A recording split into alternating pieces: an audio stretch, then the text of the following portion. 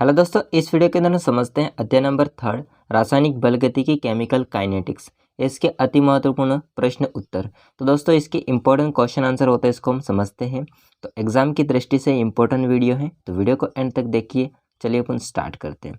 Question number first हम बात करेंगे अभिक्रिया CH3COO C2H5 प्लस H2O, ये अभिकारक है और H2O और इनकी अभिक्रिया हम लोग करवाते हैं।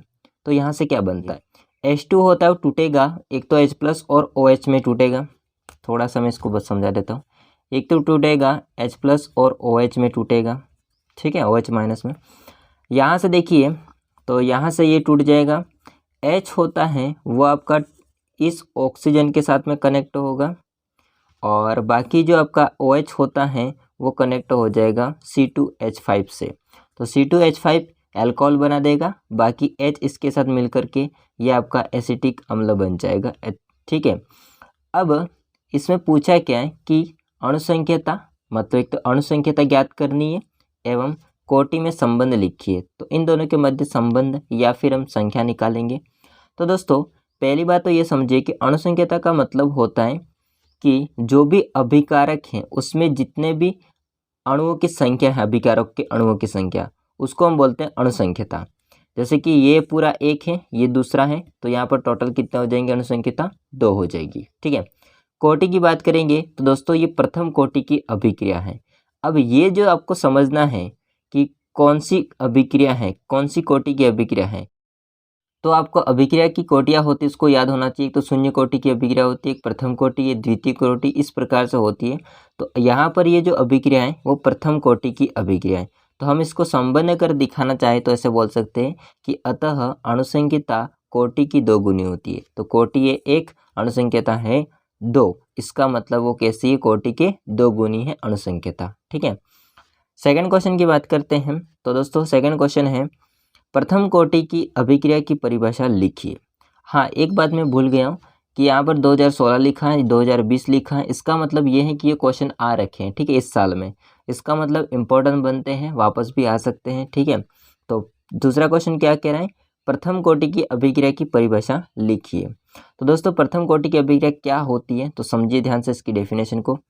वे अभिक्रियाएं जिनमें अभिक्रिया का वेग, ध्यान समझना, वे अभिक्रिया जिनमें अभिक्रिया का जो वेग होगा वो अभिकारक की सांद्रता के प्रथम घात के, तो जो भी अभिकारक है उनकी सांद्रता के प्रथम घात के समानुपाती या अनुक्रमानुपाती होता है। अनुक्रमानुपाती समानुपाती एक ही चीज़ है, तो अनुक्रमानुपाती होता है, प्रथम कोटि की अभिक्रिया कहलाती है। तो अगर आपकी कोई भी अभिक्रिया है, उस अभिक्रिया में अभिक्रिया का वेग अभिकारक की सांद्रता के प्रथम घात के समानुपाती होता है, ठीक है। तो उसको बोलते हैं प्रथम कोटि की अभिक्रिया। जैसे अमोनियम नाइट्रेट के जलीय विघटन की अभिक्रिया दे रखी है, देखिए। तो NH4NO2 ये है आपका अमोनियम नाइट्रेट, इसका हम लोग डेल्टाइट करेंगे तो ये 2 भागों में टूट जाएगा, मतलब उत्पाद बनाएगा, एक तो N2 और 2H2O। तो यहाँ पर दोस्तों ये है आपके अभिकारक, ठीक है। तो ये जो अभिकारक है इनकी सांद्रता कितनी है, एक ही है। आगे सांद्रता लिखी जाती है, एक ही है, ठीक है। तो प्रथम घात मतलब उसके प्रथम घात के कैसा होते हैं, समानुपाती। तो जैसे कि हम बात करेंगे अगर वेग आपका अभिक्रिया का वेग, तो वेग होगा वो ये आपका पूरा हो जाएगा अभिकारक, तो अभिकारक हो जाएगा NH4NO2, उसके प्रथम घात के मतलब 1 के कैसा होता है, समानुपाती होता है, ठीक है। ये कंडीशन है। हम बात करते हैं तीसरा क्वेश्चन, द्वितीय कोटि की अभिक्रिया हेतु वेग नियतांक की इकाई लिखिए। ये क्वेश्चन पूछा गया था 2017 में, ठीक है। तो द्वितीय कोटि की अभिक्रिया हेतु हमको वेग नियतांक की इकाई लिखनी है या यूनिट लिखनी है, मात्रक लिखना है। तो मात्रक हो जाएगा दोस्तों आंसर प्रति मोल लीटर प्रति सेकेंड, या इसको ऐसे भी बोल सकते हैं आप लोग, लीटर प्रति मोल सेकेंड, ठीक है, लीटर प्रति मोल सेकेंड, क्योंकि बार बार प्रति बोलना ठीक नहीं है। तो जो -1 लिखा है इसका मतलब होता है प्रति, मतलब नीचे, ठीक है, बटे में संख्या वो हो जाएगा। अब बात करते हैं चौथा क्वेश्चन, प्रथम कोटि की अभिक्रिया का अर्ध आयुकाल 10 सेकेंड है। प्रथम कोटि की अभिक्रिया का जो अर्ध आयुकाल है वो 10 सेकेंड है। इसके वेग स्थिरांक की गणना कीजिए। ये क्वेश्चन पूछा गया था 2015 में, ठीक है। समझते इसको। यदि आप लोग इतना स्क्रीनशॉट लेना है आपको क्वेश्चन नंबर 3 तक तो ले सकते हो। हाँ जी, अब यहाँ पर फोर्थ क्वेश्चन होता है, इसकी हम बात करते हैं। तो इसमें हम लोगों को वेग स्थिरांक ज्ञात करना है। तो दोस्तों प्रथम कोटि की अभिक्रिया के लिए जो अर्धायुकाल का सूत्र होता है वो होता है टी हाफ। टी हाफ का मतलब अर्धायुकाल, ठीक है। काल का मतलब होता है समय, समय के लिए टी, और अर्ध मतलब आधा, बराबर होता है 0.693, 0.693 डिवाइड बाई के। के क्या है? वेग स्थिरांक। अब हम लोगों को वेग स्थिरांक का मान ज्ञात करना है। तो के को इधर भेज देते हैं और टी हाफ को नीचे भेज देते हैं, ठीक है। तो के है आपका वेग स्थिरांक, टी यहाँ पे अर्धायुकाल, और अर्धायुकाल का मान दे रखा है। तो यहाँ पर हो जाएगा के बराबर, के इधर भेज दिया तो के बराबर 0.693 डिवाइड बाई 10 सेकेंड। तो टी इधर आ गया, टी हाफ इधर आ गया, तो उसका मान है 10 सेकेंड। अब समझना ध्यान से, यहाँ पर एक जीरो है, ठीक है। 10 है, इसमें एक जीरो है। इस जीरो को हटाने के लिए हम इस पॉइंट को एक संख्या के आगे ले जाते हैं। तो यहाँ पर देखिए ये पॉइंट होता है वो इधर आ जाएगा, तो फिर आगे जीरो लगाना पड़ेगा। तो 0. ये जीरो इधर है, फिर 693 प्रति सेकंड। तो ये तो मान हो जाएगा, इसका आंसर निकल जाएगा, ठीक है। तो चाहे तो आप लोग ये भी आंसर मान सकते हो। बट दोस्तों यदि आपको इसको घात के रूप में लिखना है, पीछे अगर घातांक लगाना है, तो इसके लिए क्या करना पड़ेगा। देखिए यदि हम लोगों को 0 और 6 के आगे, मतलब हम कह सकते हैं, मतलब ये जो आपका पॉइंट है ये पीछे ले जाना है, दो संख्या के पीछे, तो हम लोगों को इतनी ही माइनस में जीरो लगाने पड़ेंगे, मतलब नीचे जीरो लगाने पड़ेंगे। तो देखो यहाँ पर मैं इसको अलग से समझा देता हूँ। हमारे पास में क्या है 0.0693 ये है। यदि इस पॉइंट को मेरे को दो संख्या के पीछे लेके जाना है, तो मैं क्या करूँगा, बटे में 100 कर दूंगा। 100 क्यों? क्योंकि देखिए दो जीरो हैं, अगर मैं इसको ऊपर ले जाऊंगा तो ये हो जाएगा 10 की घात माइनस का 2, ठीक है। इसको ऐसे भी लिख सकता हूँ 100 को 10 की घात 2, 10 की घात 2। तो ये 10 की घात ऊपर जाएगा तो माइनस के 2 हो जाएंगे। तो सेम यहाँ पर लिखा है, बस कुछ नहीं करना है। फिर तो आ जाएगा 6.93 और 10 की पावर -2। अगर इसको वापस इसके जैसा करना है तो सिंपल है, यहाँ पर 2 जीरो होता है उसको नीचे लेके हटा देना है, बाकी पॉइंट होता है वो दो संख्या की आगे आ जाएगा, तो ये मान वापस होगा। तो यह घातांक के रूप में लिखने के लिए है, और बाकी ये आंसर ये भी हो सकता है, ये भी हो सकता है, तो दोनों आंसर है, आप जो भी मर्जी लिख सकते हैं, ठीक है। अब दोस्तों अगला क्वेश्चन देखते हैं, तो आप लोग इतना स्क्रीनशॉट ले सकते हो। दोस्तों अगला क्वेश्चन देखते हैं, पांचवा, अभिक्रिया की आणविकता को परिभाषित कीजिए। ये क्वेश्चन पूछा गया था 2015 में, ठीक है। ये जो क्वेश्चन होता है इसमें पूछ रहा है कि अभिक्रिया की आणविकता, तो इसकी डेफिनेशन लिखनी है, पूछ सकता है। देखिए आंसर, किसी प्राथमिक अभिक्रिया में भाग लेने वाले अभिकारक, जैसे अभिकारक में हो सकते परमाणु, अणु अथवा आयन हो सकते हैं, जो एक साथ संगठ करके, संगठ का मतलब होता है टक्कर करके, ठीक है, टक्कर करके अभिक्रिया करते हैं, और उन अभिक्रिया है ना, अभिक्रिया करते हैं, उनकी संख्या को हम लोग क्या बोलते हैं दोस्तों, अभिक्रिया की आणविकता। सिंपल सी बात है, कोई प्राथमिक अभिक्रिया है, उसमें जितने भी भाग ले रहे हैं आपके अभिकारक, उन अभिकारक एक साथ वो टक्कर करते हैं, तो उन टक्करों की संख्या कह सकते हैं, टक्कर करके अभिक्रिया करते हैं, तो उनके संख्या जो होती है उनको हम क्या कहते हैं दोस्तों, अभिक्रिया की आणविकता कहते हैं। इसको क्या बोलते हैं, अभिक्रिया की आणविकता कहते हैं। अगला क्वेश्चन छठा, किसी रासायनिक अभिक्रिया के लिए अर्धायु की परिभाषा लिखिए। अर्धायु काल की बोल रहे हैं, ठीक है, अर्धायु काल लिखो या अर्धायु, तो यहाँ पर लिखा नहीं है क्वेश्चन के अंदर, बट हम लोग समझ लेते हैं कि ये क्या है, अर्धायु काल है, ठीक है। तो किसी रासायनिक अभिक्रिया के लिए अर्धायु काल की परिभाषा लिखिए। 2020 में ये क्वेश्चन पूछा गया था, तो समझते इसके डेफिनेशन को। किसी रासायनिक अभिक्रिया में अभिकारक के आधे भाग को उत्पाद में परिवर्तित करने में जितना समय लगता है उसे उस अभिक्रिया का अर्धायु काल या अर्धायु कहते हैं। इसको दर्शाते हैं दोस्तों टी हाफ से, अभी आपको मैंने बताया था ये सिंबल। दोस्तों यहाँ पर सिंपल सी बात है, अर्ध आयु काल, अर्ध का मतलब आधा, आयु मतलब उम्र, काल मतलब समय, ठीक है। तो यहाँ पर क्या होता है कि जो भी आपकी अभिक्रिया कर रहे हैं हम लोग, तो जो अभिकारक हैं जितने लिए गए थे वो अभिकारक आधे टूट करके उत्पाद में परिवर्तित हो गए हैं। ध्यान से समझना इस बात को, जो भी आपके अभिकारक लिए गए थे वो अभिकारक टूट करके आधे उत्पाद में परिवर्तित हो गए, मतलब अभिकारक आधे हो गए। अब इसमें आधे उत्पाद में जो परिवर्तित होने के लिए जितना समय लगेगा उसको हम बोलते हैं अर्ध आयु काल। क्या बोलते हैं? अर्ध आयु काल बोलते हैं। आगे समझ में बात? ओके। अगला क्वेश्चन 7वां, तापीय गुणांक क्या है?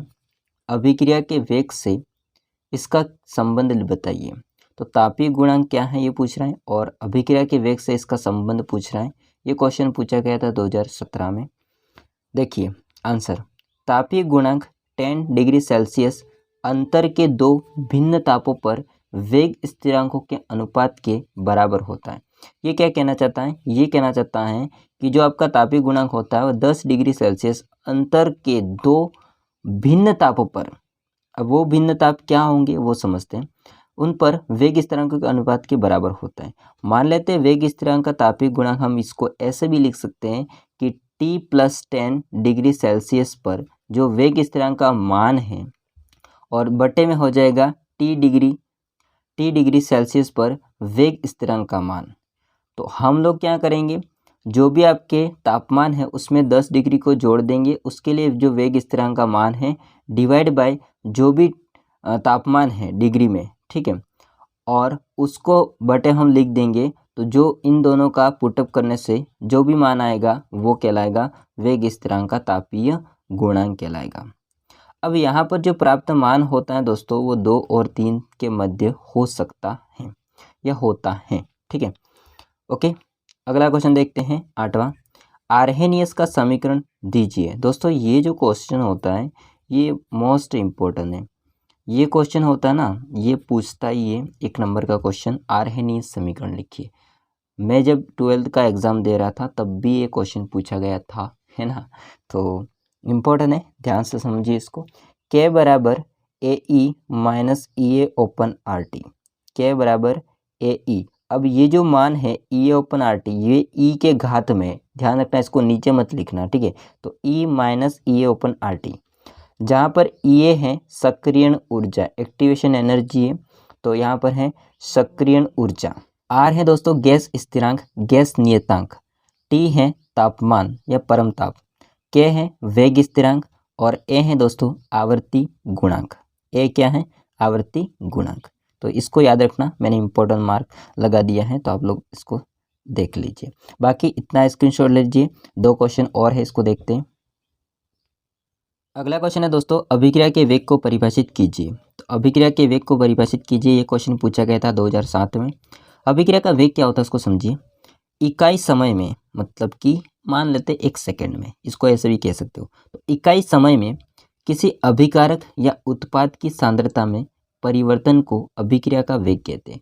तो 1 सेकेंड में या इकाई समय में अभिकारक या फिर उत्पाद, उनकी सांद्रता में जितना भी परिवर्तन होता है उन परिवर्तन को हम क्या कहते हैं? अभिक्रिया का वेग कहते हैं, ठीक है। इतना स्क्रीनशॉट लीजिए 9वें का। फिर 10वां क्वेश्चन देखते हैं दोस्तों। लास्ट एंड फाइनल क्वेश्चन है 10, अभिक्रिया का वेग एवं विशिष्ट अभिक्रिया के वेग में विभेद कीजिए। तो अभिक्रिया के तो वेग पूछ रहा है, जो कि अभी आपने डेफिनेशन लिखी है इसकी, और साथ में विशिष्ट अभिक्रिया का वेग पूछ रहा है। तो विशिष्ट अभिक्रिया वेग में विभेद कीजिए। अभिक्रिया के वेग की डेफिनेशन वापस से, रेट ऑफ रिएक्शन क्या होता है इसको समझते हैं कि इकाई समय में 1 सेकेंड में किसी अभिकारक अथवा उत्पाद की सांद्रता में आए परिवर्तन को अभिक्रिया का वेग कहते हैं। इसमें दोस्तों अभिक्रिया के वेग के बारे में थोड़ा डिटेल से बताया गया है। इसमें इसका मात्रक भी लिखा गया है। क्या लिखा गया मात्रक? मोल लीटर प्रति मिनट, मोल लीटर प्रति मिनट, ये है आपका मोल, ठीक है, लीटर प्रति मिनट होता है।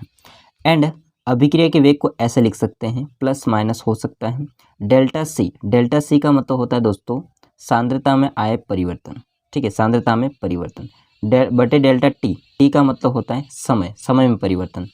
तो यहाँ पर मैं इसको लिख सकता हूँ कि डेल्टा सी का मतलब होता है सांद्रता में परिवर्तन और डेल्टा टी का मतलब होता है समय में परिवर्तन।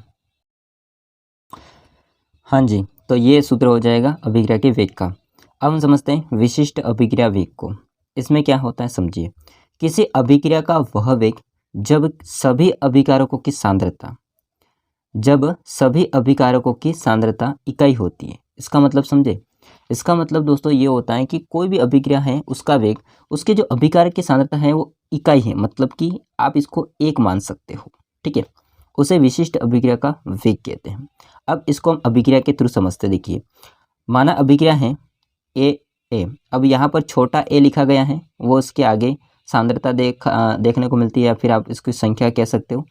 और ए है कोई भी अभिकारक, ठीक है, उसका परमाणु अणु जो भी, ठीक है, प्लस बी प्लस सी। अब ये तीनों आपके अभिकारक हैं ए बी सी, वो अभिक्रिया करके उत्पाद बनाते हैं।